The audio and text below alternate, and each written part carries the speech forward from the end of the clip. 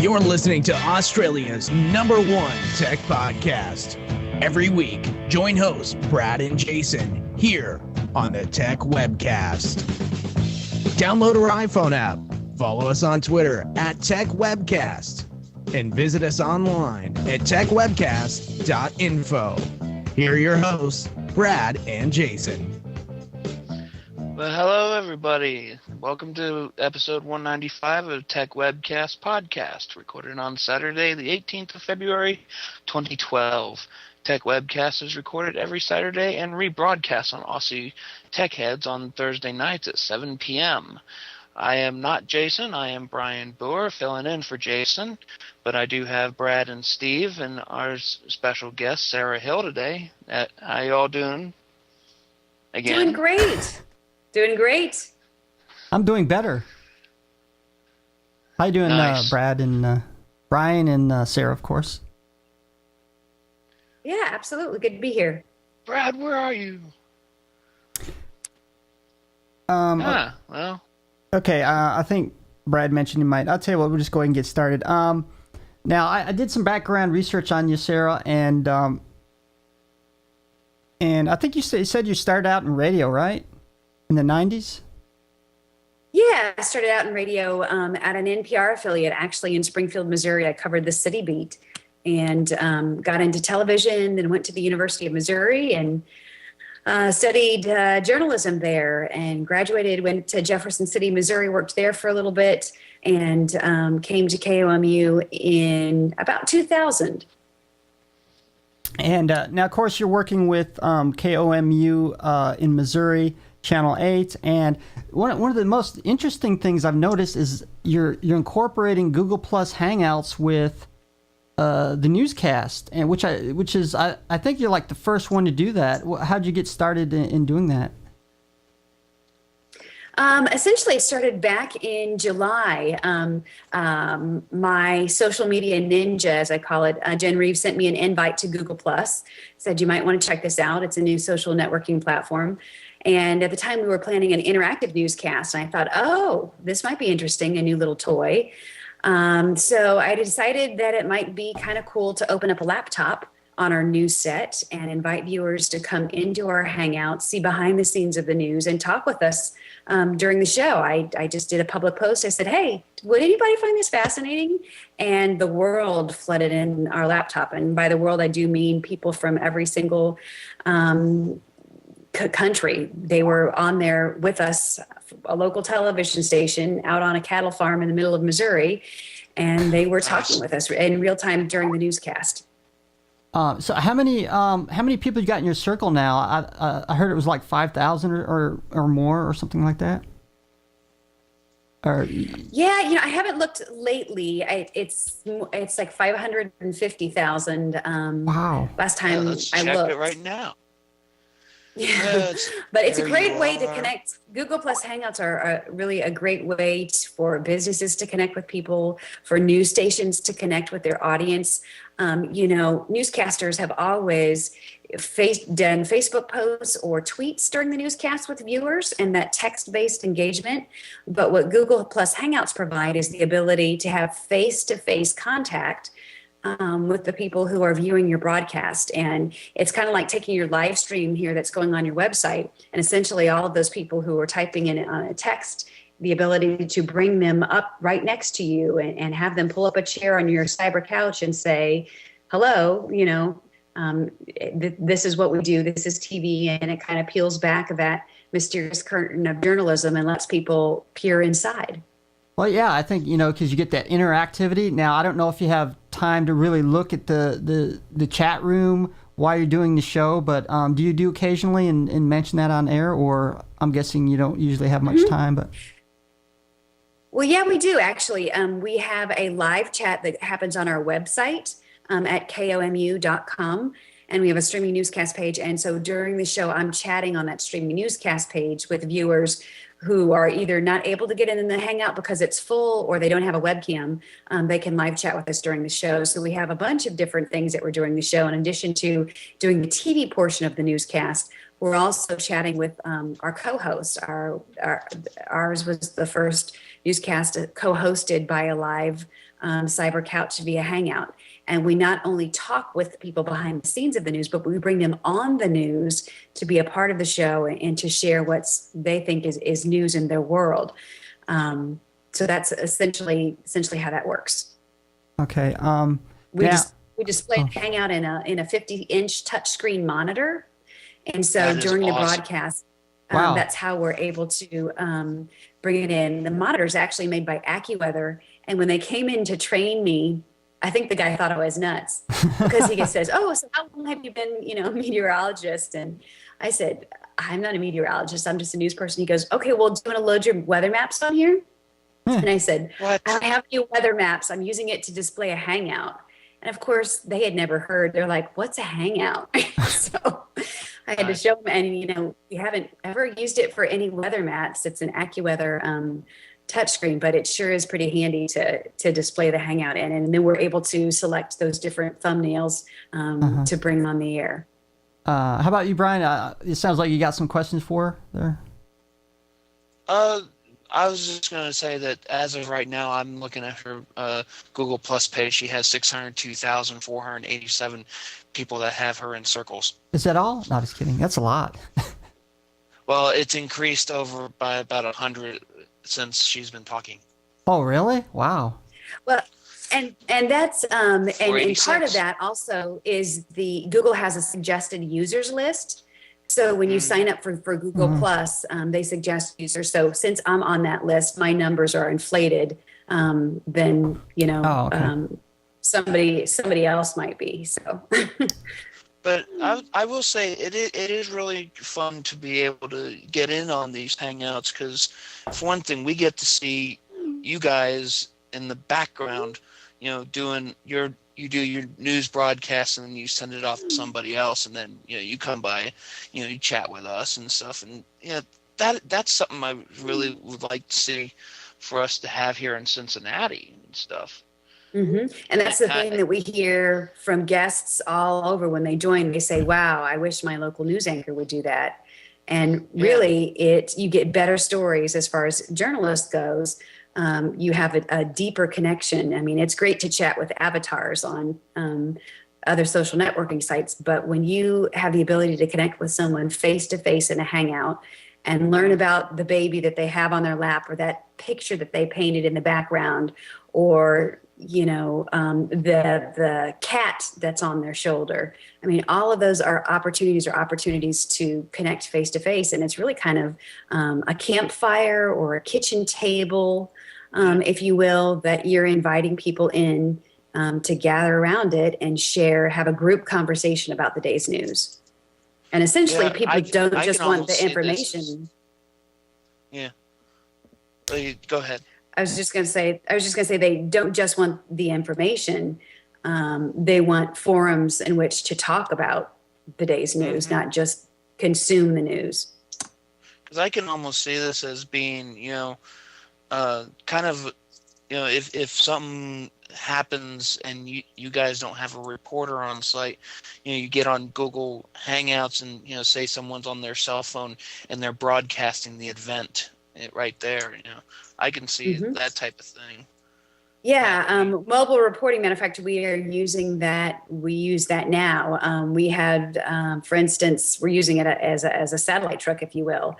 We had one day where a bunch of people were camped outside of Mizzou Arena to get tickets to the MU-KU game. Well, all of our live reporters were out. So what did we do? We sent somebody out there with a mobile hotspot with a laptop, and he hung out with us and essentially showed us what was going on there live via Hangout. So, and it's free technology. So for small market television news stations like ourselves, we're really geeked out about it because it expands our virtual reach. And I've said before, it's like a free satellite truck in the middle of a crowdsourcing tool. So you have the ability not only to interview individuals virtually via this 10-person video conference, but you have the ability to find them because it happens in a social network. Now, you still have to vet those individuals and make sure they are who they say they are. but the ability to find people who've experienced news events is actually quite easy on Google Plus.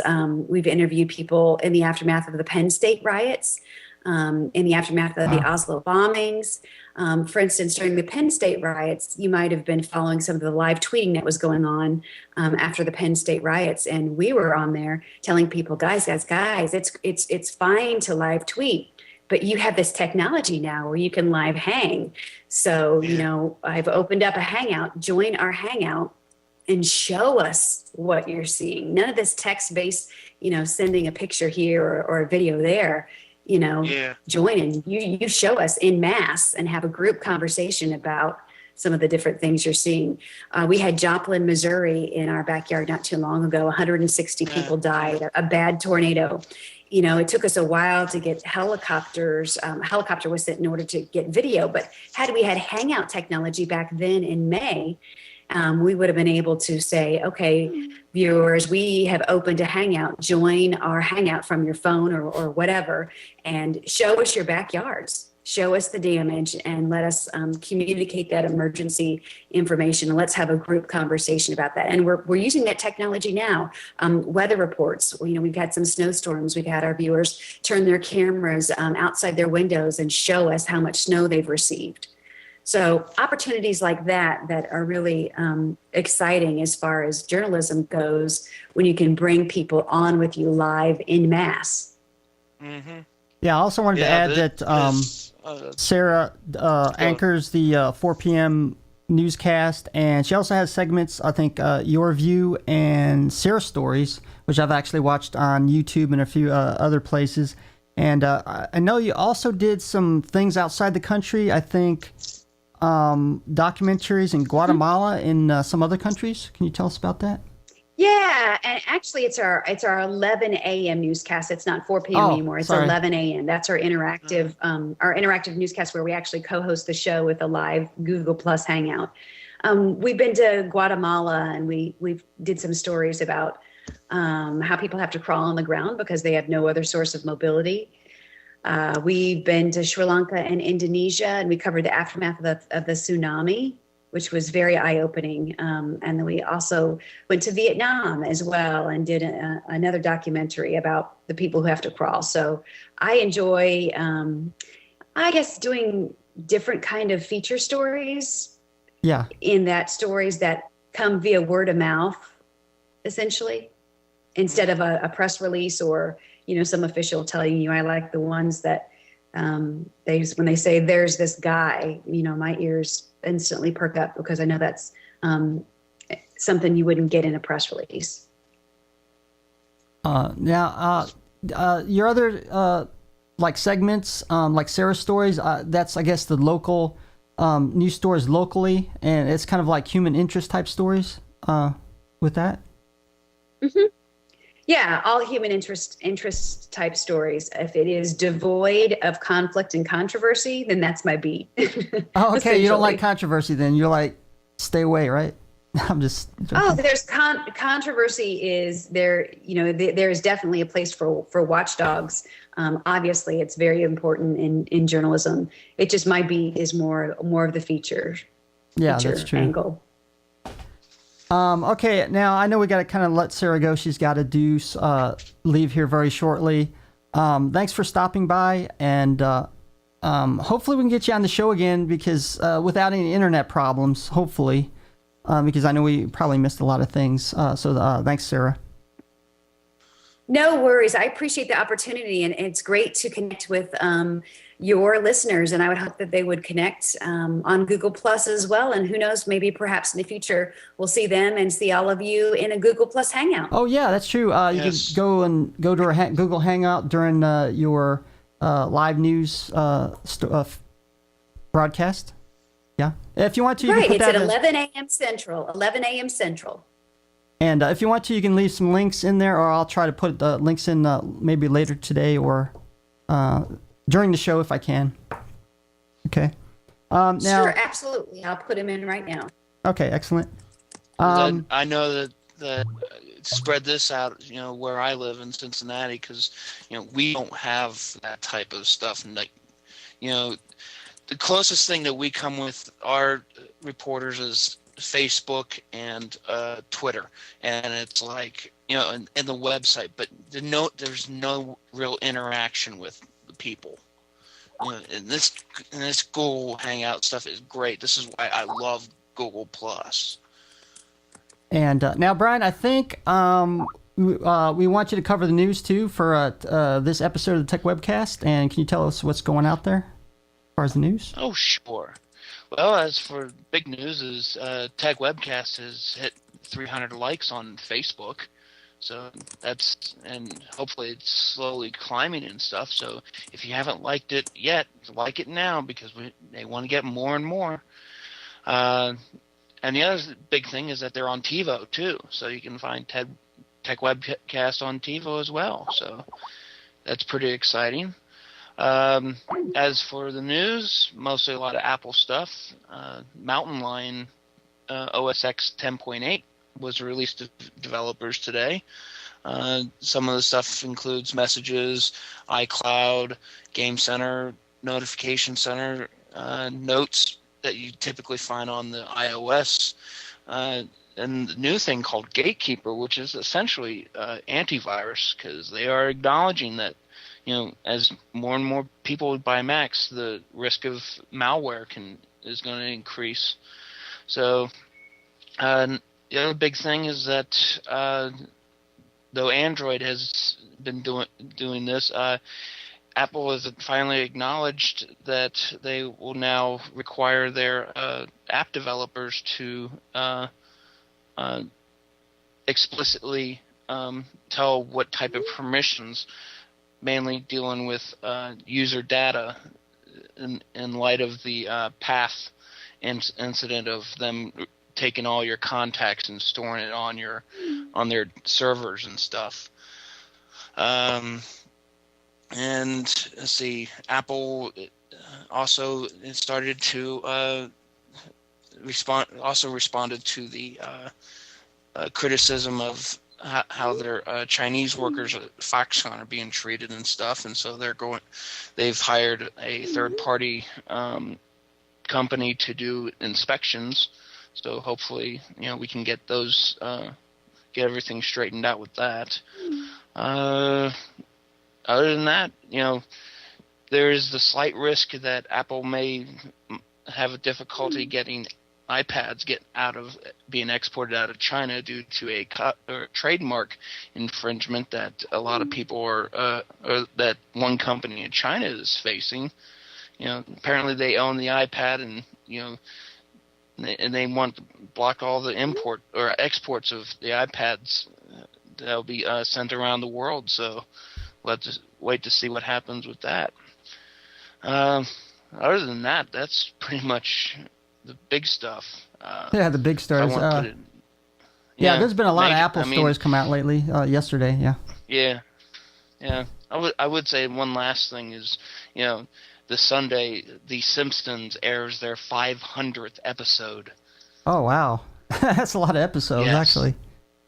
They've been going since like the 1986 or something like that? 1989. Or 1989? Okay, wow. Yeah, which, for me, it's a little bit creepy to know that for most of my life, The Simpsons have been there, so... Yeah, without Simpsons, the world won't go around. Much like Pope John Paul II was around for forever, the whole thing, this is their 23rd season. And the only thing that I've heard so far that may end it is contract disputes that they've been having, because apparently Fox wants to have them take a 40% cut. And if they don't, then they're willing to scrap the show. But that was like a few months ago, so okay. See what happens with that. Okay, we're gonna go ahead and wrap it up for today's Tech Webcast. Of course, we had Sarah Hill, news anchor, and of course, we got Brian for co-hosting for us. Thanks for being a co-host. Yeah. Jason couldn't make it. Could you tell us where we can find you on Twitter and the internet? I am at Brian Booher on Twitter, BrianBooher. I also have a Twitter handle of Modern Day Comps, as well as I have my little tech side business of Modern Day Computers. You can find me at that Modern Day Computers on YouTube. I've been posting some YouTube videos on primarily rooting the Kindle Fire, though I will post more. But otherwise, as for blogs, brianbooher.blogger.com. Okay, I do have brianbooher.com, but I don't have anything on there. So. Okay, you can find me, and of course, on Twitter, which is chatterbox_live, and of course, right here on my Justin.tv channel /Linux Cool Dude, where we do the Tech Webcast live version if you want to see it while it's being recorded. And of course, it's going to be on YouTube and podcast as well on techwebcast.info. And let me go ahead and let Brad play the outro for us.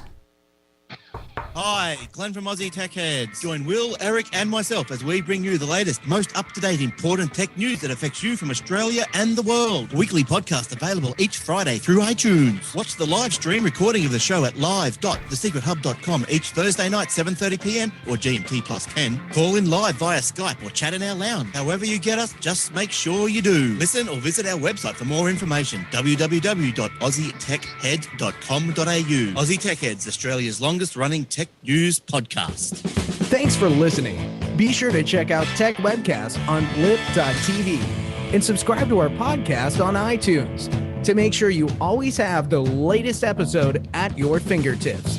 Tech Webcast, Tech Talk for Geeks.